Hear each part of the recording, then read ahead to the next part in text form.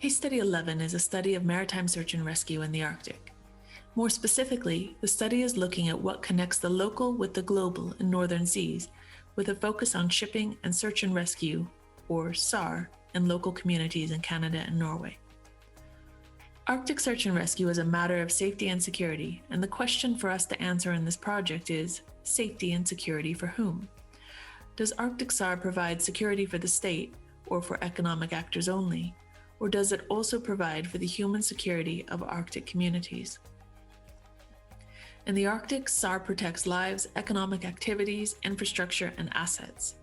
It is frequently a service provided by national governments through defense personnel and assets in offshore areas, and by local community providers in onshore waters. In the spaces of the Arctic Maritime, we propose that SAR is both a matter of international or state security, but also a matter of human security.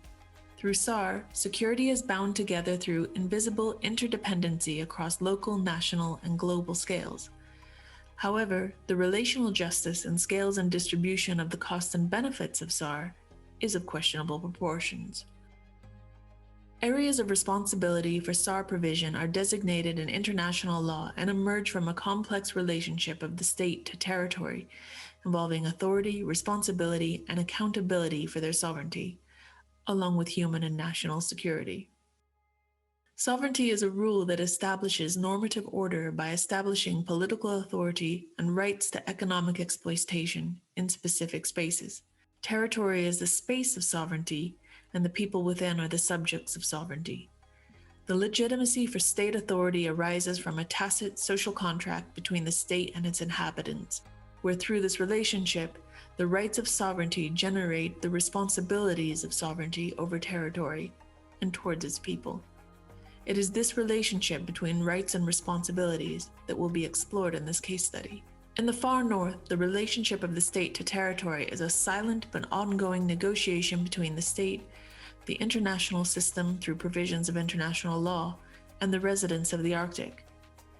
The international system provides the legitimacy for state authority over this territory, and in exchange, the state is responsible for meeting its obligations under international law. However, the state is also beholden to its Arctic residents for the continuation of the social contract, which provides the backbone for its continued privilege to exercise jurisdiction over Arctic lands and resources. While this arrangement is relatively stable in Norway, in Canada, this is an ongoing matter of negotiation, with self-government arrangements and land claims provisions simultaneously challenging and supporting the Canadian position on Arctic sovereignty.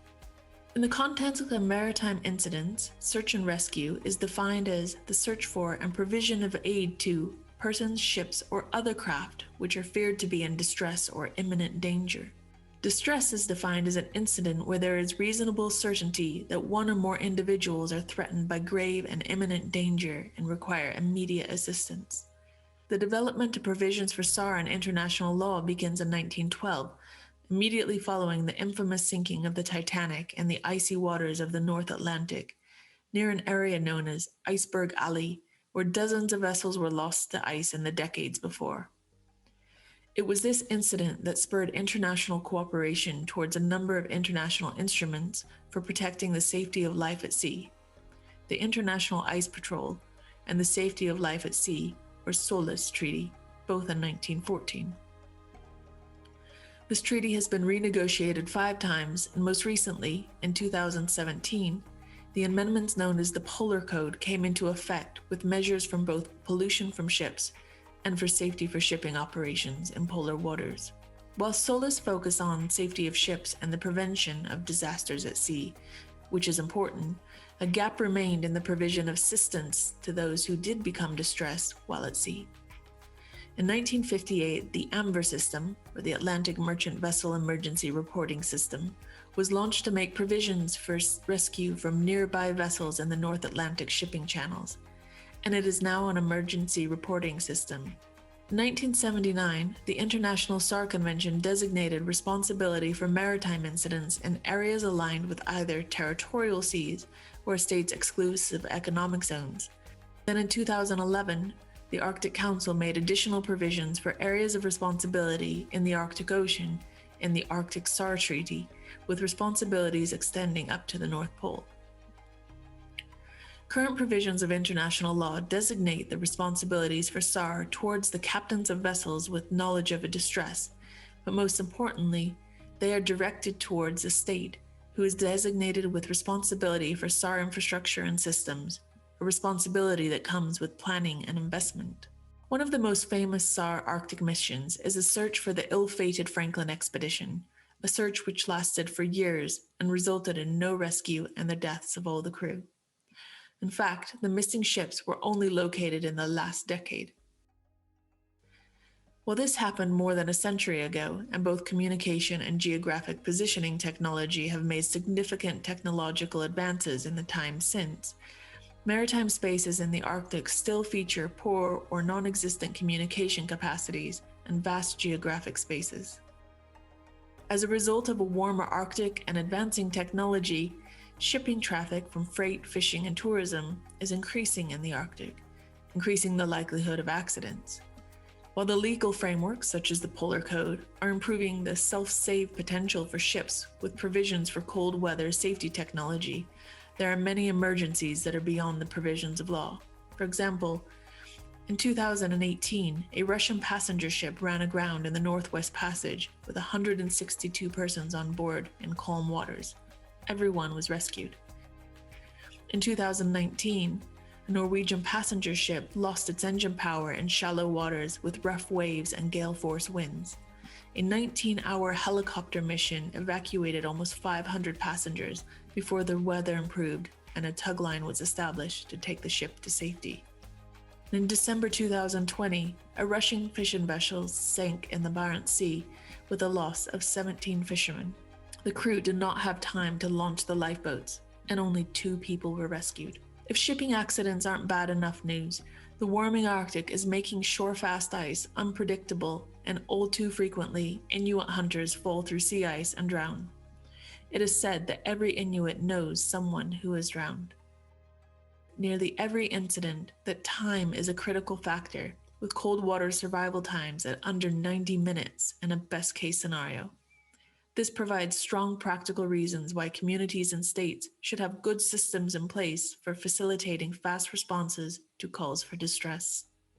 When Arctic governments assumed responsibility for SAR and Arctic spaces, they are assuming responsibility for the safety of people and economic assets as part of a territorial bargain. This territorial bargain includes that in exchange for the right to exploit the national resources and claim jurisdiction over a particular space, the state will act responsibly towards its citizens and economic activities by providing security. As the Arctic is a space with sparse populations, SAR is an important mechanism for states to demonstrate their responsibility and active authority over territory, something referred to as effective occupation, which signals to other states that a particular territory is claimed. States have assumed areas of responsibility for Arctic SAR, aligning with the wedges of territory where they make claims to resource exploitation rights. Yet with limited infrastructure in the Arctic, states have limited capacity to make provision for rescues. There is an indivisible interdependency between SAR and Arctic security, in sovereignty, national security, and in human security. Perhaps SAR can even be considered as a linchpin for Arctic security. This case study will be looking into the strength of these dependencies and the impact they have on economic development, and will include consideration of some of the following questions. Can a state lose the right to exploit resources if it fails in its obligations for SAR? Does Arctic SAR provide security for the state or for economic actors only, or does it also provide for the human security of Arctic communities? And is the state or economic actors obliged to provide financial assistance for SAR capacity in local communities? While SAR legal arrangements may provide security for the Arctic states, it is also important that these provisions enable human security for Arctic communities. Follow us as we research SAR as the linchpin of Arctic security and local communities, economic activities, and supporting the sovereignty of the state in its Arctic responsibilities.